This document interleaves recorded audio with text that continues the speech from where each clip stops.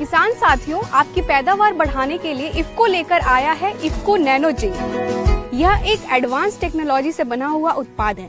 इसकी दक्षता ज्यादा होने के कारण कम खुराक में भी पौधों को, फसलों को पूरा पोषण मिलता है।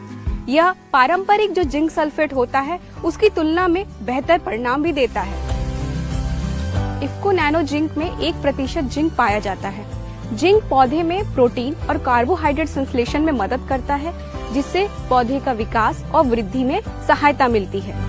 वहीं बात कर ले जिंक के दूसरे रोल की। जिंक की संतुलित मात्रा पौधे में पर्याप्त फल और फूल लगने में मदद करता है, चाहे वो फसल आपकी दलहनी हो, तिलहनी हो, अनाज वाली फसलें हो, फल फूल हो या सब्जियां हैं। और जाहिर सी बात है किसान भाइयों, जब आपके फल और फूल ज्यादा आएंगे तो आपकी पैदावार बढ़ेगी। नमस्कार किसान साथियों, आज हम नागोला गांव में एक खेत में आए हैं जहां हमारे महावीर जी ने अपने खेत में नैनो जिंक का प्रयोग किया है।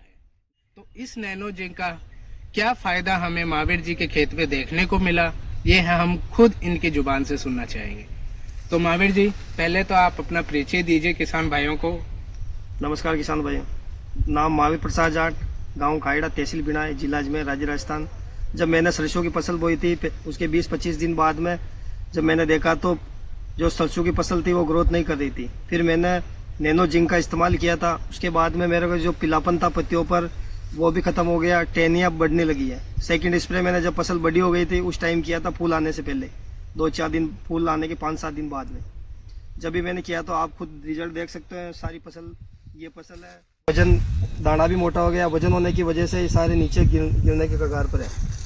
तो महावीर जी, आपने अपनी फसल को इस प्रकार से, मतलब इस समय के अंदर इतनी जल्दी ग्रोथ और ये जो आपके दाने जो बन रहे हैं, आपने पहले नैनो जिंक इस्तेमाल नहीं किया था, उस टाइम आपने इतनी बढ़वार देखी थी आपके? सर, मैंने नहीं देखी थी, क्योंकि पिछली बार जब मैंने सरसों की फसल बोई थी उस टाइम केवल 2.5 बोरी बीघे की फसल पैदावार हुई है। इस बार देखते हैं कितना होती पैदावार, तो आपको वापस रिजल्ट बताएंगे कितना क्या है। तो आपके एक अनुभव से आपको क्या लगता है इस बार आपकी फसल को देखकर? नहीं सर, इस बार लग रहा है ऐसा कि 4 बोरी प्लस बैठेगी है।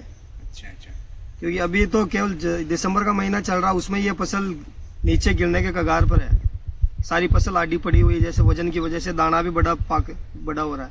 पिछले साल बिल्कुल बारीक था दाना, वजन बहुत कम उतरा था इसमें।